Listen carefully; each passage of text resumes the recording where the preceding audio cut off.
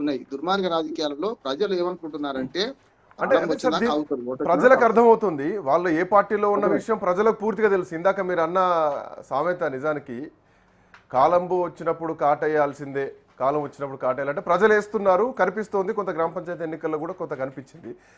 And ఇప్పుడు speaker decision ఎట్లా ఉంటుంది అన్న అంశం మనకు అర్థమవుతుంది, మనం మాట్లాడుకున్నాం. అయితే కోర్టుల్లో ఇన్వాల్వ్మెంట్ అయిన తర్వాత వేటు వేసే అవకాశం ఉంటుందా? ముకుల్ రాయ్ ఎపిసోడ్ ఏమైనా మనం ఇక్కడ చూడొచ్చా ఇంత కామెంట్ తర్వాత? లేదా అక్కడి నుంచి కూడా మళ్ళీ మీరు ఇందాకనే ఆ ప్రస్తావన కూడా తీసుకొచ్చారు, కోర్టుల్లో ఇవన్నీ ఒక ల్యాగ్ జరుగుతుంది, చాలా ఒక వెయిటింగ్ జరుగుతోంది, కేసులు ఇయర్లు నడుస్తూనే ఉన్నాయి. ఎన్నికల ముందు వరకు కూడా ఇదే ఎపిసోడ్ నడిచే ఛాన్స్ ఉంటాయా? ఇప్పుడు ఒకటి జరిగింది శ్రీకాంత్ గారు. ఇప్పుడు స్పీకర్ తీర్పు ఇచ్చిండు, కాపీ ఇవ్వలే. నీకు ఉరిశిక్ష వేసినమని తీర్పు ఇచ్చినా కూడా కాపీ వెంటనే ఇస్తారు, అప్పీల్ పోవడానికి కదా. ఇప్పటి వరకు వెబ్సైట్ పెట్టిందా లేదా మనకు అర్థం కావడం లేదు. నిన్ననే అన్నది హైకోర్టు ఏమన్నది, 17,000 జీవోలు ఇష్యూ చేస్తే కేవలం 2,500 3,000 లోపే మీరు వెబ్సైట్ లో పెట్టారు, మిగతా 15,000 జీవోల సంగతి అన్నది కదా. ఇప్పుడు ఇది జీవో కాదు, తీర్పు, కోర్టు తీర్పు లాంటిది. ఏం చేయాలి? కోర్టు తీర్పు లాంటిది వెంటనే ఇవ్వాలి కదా కాపీ. వాళ్ళు పోకపోవడానికి కారణం ఏంటంటే కాపీ రాలే ఇప్పటి వరకు వాళ్ళకు. అంటే వెబ్సైట్ లో చూసుకోమంటున్నారు, దుర్మార్గం కదా. నరసింహాచార్యులు గారు ఏమన్నారు, వెబ్సైట్ లో చూసుకోండి మీరు అన్నారు. వెబ్సైట్ లో పెడితే పూర్తి వెబ్సైట్ లో పెట్టలే, తెల్లారో మాట్లాడి అప్లోడ్ చేస్తామన్నారు. అది కూడా జరిగిందో లేదో తెలియదు మనం. అందుకని ఏమంటున్నానంటే ఇక్కడ అర్హత ప్రభుత్వం దాకా నడుస్తున్నది. స్పీకర్ గారు ఇప్పుడు దానం నాగేంద్ర గారు ఏం చేస్తారో చెప్తాను నేను. అనర్హత పెట్టి వేయించుకోడు ఖచ్చితంగా. ఇక మీకు తప్పదు, రేపు పొద్దున మళ్ళీ సుప్రీంకోర్టులో వెసులుబాటు దొరికింది కదా, ఇంకో నెల దొరికింది నాకు టైం. కనుక జనవరి 26 దాకా జెండా వందన దాకా ఉంటాడు. తర్వాత ఏం చేస్తారంటే కోర్టు తీర్పు కన్నా ముందు రోజు ఇక రాజీనామా చేస్తారు. చూడండి, ఇప్పటిదాకా ఏం చేయలే కదా, రాజీనామా చేస్తారు. ఎట్లాగూ పశ్చిమ సార్ ఈ స్పీకర్ల మీద వేటు, స్పీకర్ ఒకవేళ వేటు వేస్తే లేదంటే కోర్టుల నుంచి వేటు వేసినా కానీ ఇంకొక 6 ఏళ్ల దాకా ఎన్నికల్లో పోటీ చేయడానికి అవకాశం లేదు అన్నది ఒక వార్త. బట్ అది వాస్తవం. అనర్హత వేటు వేయించుకోడు శ్రీకాంత్ గారు. అనర్హత వేటు పడనీయకుండా వస్తాడు, రాజీనామా చేస్తాడు. ఎందుకంటే బహిరంగ ఒప్పుకున్నాడు కదా, ఇంకా అంతకంటే ఏం కావాలి? ఇప్పుడు స్పీకర్ వేటు వేయకపోవడానికి కారణం లేదు కనుక వేటు వేస్తారు కనుకనే బహిరంగ ఒప్పుకోవడానికి. ఇప్పుడు రాజకీయాలు హత్యలు ఉండవు శ్రీకాంత్ గారు, ఆత్మహత్యలు ఉంటాయి. అదే వాస్తవం. ఆయన అంటే చేసుకుంటున్నాడు. రేపు పొద్దున గ్యారంటీ ప్రజలు ఓడిస్తారు అంటున్నాడు. ఆయన అన్నారు కదా, నేను ఏ పార్టీ నుండి ఆ పార్టీ గెలుస్తుందని. నేను 2 ఉదాహరణలు చెప్పి ఆయనదే చెప్పిన, ఇంకా వేరే చెప్పలే, ఆయనదే చెప్పిన. మళ్ళీ ఇట్లాంటి పిల్లు మొగ్గలు వేస్తే ఏం చేయాలో చేస్తారు. నేను చెప్పింది కాలంబు రాగానే కాటేసి తీస్తానని నేను చెప్పింది కాదు. ప్రజాకవి కాళోజీ నారాయణ అన్నారు కదా. అందుకని నేను ఏమంటానంటే కాటేసి తీరుతున్నారు కూడా. ఇప్పుడు మాకంటే గొప్ప వాళ్ళు లేరు, తెలంగాణ ప్రజలు నేను తప్ప దిక్కు లేడు, మూడోసారి నేనే గెలుస్తా అని దుర్మార్గంగా మాట్లాడిన కేసీఆర్ ఇప్పుడు ఎక్కడ చూస్తున్నామా లేదంటారా? ఇప్పుడు మాట్లాడుతున్న పని కూడా అదే అంటారు. సమస్య లేదు, ప్రజలను ధిక్కరించి ప్రజల తీర్పును అవమానపరిచి ప్రజలు నేను చెప్పినట్టు వింటారని ఎవడనుకుంటాడో, ఎవరు అనుకున్నా సరే వాళ్ళు ఇంటికి పోవాల్సి వస్తుంది అంటున్నాడు. అవినీతి, అధికార దుర్వినియోగము, అట్లాగే మన అహంకారం, ఈ 3 కలిసి మన కేసీఆర్ గారిని ఓడించినాయి కదా. మరి ఇప్పుడున్న ఇక్కడ ఇంకా కొన్ని కీలకమైనటువంటి పాయింట్స్ కూడా మాట్లాడుకోవాలి. ఈ చట్టాన్ని తీసుకొచ్చిన కాంగ్రెస్ పార్టీ చట్టాన్ని ఫాలో కావట్లేదు, వాళ్ళే టెక్నికల్ అంశాలని మాట్లాడుతున్నారు, స్పీకర్ తోటి మాట్లాడించేటువంటి పరిస్థితి వస్తుంది.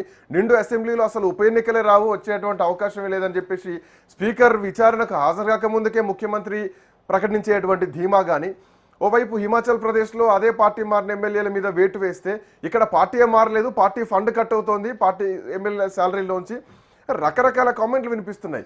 మరి ఏమన్నా ఢిల్లీ కాంగ్రెస్కు, తెలంగాణ కాంగ్రెస్కు, హిమాచల్ కాంగ్రెస్కు ఏమన్నా పెద్ద వ్యత్యాసాలు ఉంటాయంటే కాంగ్రెస్ పార్టీ సిద్ధాంతం అంతా ఒకటే కదా. కరెక్టే. మీరు ఒక మాట గమనించాలి, మనకు అసెంబ్లీ సాక్షిగా ఏది ఉప ఎన్నికలు రావు అన్న దాని మీద సుప్రీంకోర్టు తీవ్రంగా వ్యాఖ్యానించింది. ఎవరైనా బుద్ధి జ్ఞానం ఉన్నవాడు ఎవరైనా ఏం చేస్తాడంటే రాజీనామా చేస్తాడు. సుప్రీంకోర్టు వ్యాఖ్యలకు ఆ సున్నితత్వం పోయింది. ఇంజనీరింగ్ కాలేజీల మీద కోర్టు తీర్పు వస్తే నేదురుమల్లి జనార్దన్ రెడ్డి గారు రాజీనామా చేసిన ముఖ్యమంత్రిగా. అది కదా కావాల్సింది. లాల్ బహదూర్ శాస్త్రి గారు ఒక రైతు ప్రమాదం జరిగితే నైతిక బాధ్యత వహించి రాజీనామా చేసిన మంత్రిగా.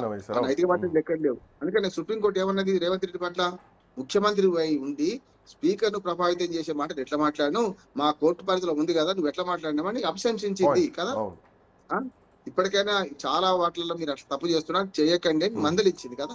మరి మందలించిన దానికి ఏమైనా ఉంటే వేరే ఉంటుండే. ఇప్పుడు దున్నపోతు మీద వాన పడ్డట్టు, లేకుంటే ఎంత పొడిచినా నడవనట్టు ఎద్దులాగానే ఉంటే ఎవడేం చేయలేదు. ఒకటి. రెండోది చెప్తాను, ఒకవేళ నిజంగానే మీరు కోర్టులో అన్నారు కదా, ఇప్పుడు వీళ్ళు కోర్టుకు పోవాలంటే ఆ కాపీ రావాలి, కోర్టుకు పోతారు. రేపు పొద్దున ఇప్పుడు ఈ పిటిషన్ ముగుస్తుంది మన శ్రీకాంత్ గారు, ఎట్లా చెప్తాను. ఇప్పుడు ఏమైందంటే అనర్హత వేటుపడే పిటిషన్ పరిష్కరించమని ఇచ్చినాం కదా, మిగతా అది కొంత సగం ఉంది కనుక ఇప్పుడు ఏం చేస్తారంటే కొంత పరిష్కరించింది కదా, ఈయన మీద కోర్టు ధిక్కార కేసు పడ్డదొట్టి. ఏది 3 నెలలు మీరు ఏమంటే 3 నెలలు అంటే 12 వారాలు టైం ఇస్తే చేయలేదని కోర్టు ధిక్కార కేసు వేసింది కదా, అది క్లోజ్ కోర్టు ధిక్కార కేసుతో పాటు మీరు అనుకున్న టైంలో ఇవ్వకపోతే జైల్లో ఉంటారా, న్యూ ఇయర్ ఎక్కడ చేసుకుంటారా అని కూడా చాలా సంచలన కామెంట్ చేసింది. జైలు కూడా అంటే మీరు న్యూ ఇయర్ ఎక్కడ చేసుకుంటారు అన్నది కదా. మా మాట కట్టుబడితే మొన్న సుప్రీంకోర్టు చేయాల్సిన పని ఏంది? ఇప్పుడు స్పీకర్ ను పిలవాల్సిన అవసరం ఉండనా లేదంటారా? అవును అవును. మళ్ళీ వాయిదా వేస్తుందా అంటే బెంచ్ మీదకే రాకుండా వాయిదా వేసిందంటే సరే, ఒక పాయింట్, స్పీకర్ల మీద కూడా వేటు వేసిన సందర్భాలు ఉన్నాయి కదా సుప్రీంకోర్టులో? ఉంటాయి, ఉన్నాయి. నేనేమంటున్నాను ఒక స్టోరీ ఉంది, నేను విన్నాను. ఒక మాట ఏం చెప్పిందంటే కోర్టు, మీరు స్పీకర్ స్థానంలో మీ ఇమ్యూనిటీ అంతా అక్కడి వరకే, మీరు ట్రిబ్యునల్ చైర్మన్ ఇక్కడ అన్నది విడదీసింది. స్పీకర్ అధికారుల మీద జోక్యం చేసుకోవాలి సుప్రీంకోర్టు ఎక్కడ కూడా. మీరు ట్రిబ్యునల్ ఇది ట్రిబ్యునల్ లో వేసినట్లు లెక్క, ట్రిబ్యునల్ తీర్పు, ట్రిబ్యునల్ అధ్యక్షుడిగా మీరు తీర్పు చెప్తారా లేదా అన్నది. కానీ అదే అసెంబ్లీ ఇమ్యూనిటీ ఎప్పుడు ఉంటదంటే అసెంబ్లీ లోపల తన్నుకున్న పోలీస్ కేసు కాదు, అసెంబ్లీ ఆవరణలో తన్నుకున్న పోలీస్ కేసు కాదు, స్పీకర్ నిర్ణయం తీసుకోవాలి. అవును అవును అవును. చూస్తున్నాం కదా కొన్నిసార్లు మనకు మన చట్టసభల సభ్యులకు ఇమ్యూనిటీ ఎట్లా ఉంటదంటే వాళ్ళు అరెస్ట్ చేస్తే స్పీకర్ సమాచారం దొంగతనం చేసి పారిపోతున్నాడు, ఒకడు పారిపోతుంటే పట్టుకుంటారు, కానీ స్పీకర్ సమాచారం సరిపోతుంది, అరెస్ట్ చేయడానికి చేయొద్దని ఎక్కడ రూల్ లేదు. ఇదే అంతే. ఇప్పుడు స్పీకర్ ఇమ్యూనిటీ అంతా అసెంబ్లీ ఆవరణే, దాటితే ఆయన ట్రిబ్యునల్ చైర్మన్. ఇప్పుడు ఒక కేసు పరిశీలిస్తున్న ట్రిబ్యునల్ లాంటిది, ట్రిబ్యునల్ మీద హైకోర్టు సుప్రీంకోర్టు వ్యాఖ్యలు చేస్తే ఇంటికి పోతారని అడుగుతాడు అంటున్నాను. ఇప్పుడు చేయాల్సిన పని ఏంటంటే సుప్రీంకోర్టు చేయాల్సిన పని ఏంటంటే ఇప్పుడు మిగతా వారి తీర్పు సంగతి 24 జనవరికి వాయిదా పడ్డట్టుంది మన శ్రీకాంత్. ఎందుకంటే వచ్చే నెల 1 మంత్ టైం ఇచ్చిండ్రు. 1 మంత్ లోపల ఈ ముగ్గురు సంగతి తెలుస్తాను అనుకుంటున్నాను. కడియం శ్రీహరి సంగతి కనుక తప్పు కనుక నిర్ణయం తీసుకొని ఆయన కూడా చేరలేదని ఇస్తే అంతకంటే దుర్మార్గం ఏం లేదు. వీళ్ళది కూడా టెక్నికల్ అంశాలతో పోయింది అంటున్నాడు. స్పీకర్ గారు ఏం చేశారంటే టెక్నికల్ అంశం ఏంటి, 5,000 రూపాయలు ప్రతి నెల కట్ అవుతున్నాయి, మీ పార్టీ తీసుకుంటుంది కదా అంతే కదా, వాళ్ళు తిరస్కరించి సస్పెండ్ చేసినట్టే కదా. ఇంకొక కీలకం ఉంది మన శ్రీకాంత్ గారు, మీరు అన్నారు కదా చట్టం తెచ్చింది కాంగ్రెస్ పార్టీ కదా, 2085 తెచ్చింది, 52వ రాజ్యాంగ సవరణ తెచ్చినప్పుడు పాపం అమాయకంగా రాజీవ్ గాంధీ ఏమనుకున్నాడంటే ఏం లేదు 1/3 పెడితే సరిపోతుంది, 1/3 అనుకున్నాం. కానీ ఆ పార్టీ అనర్హత వేటు విధించకుండా 1/3 సరిపోద్ది అన్నాడు.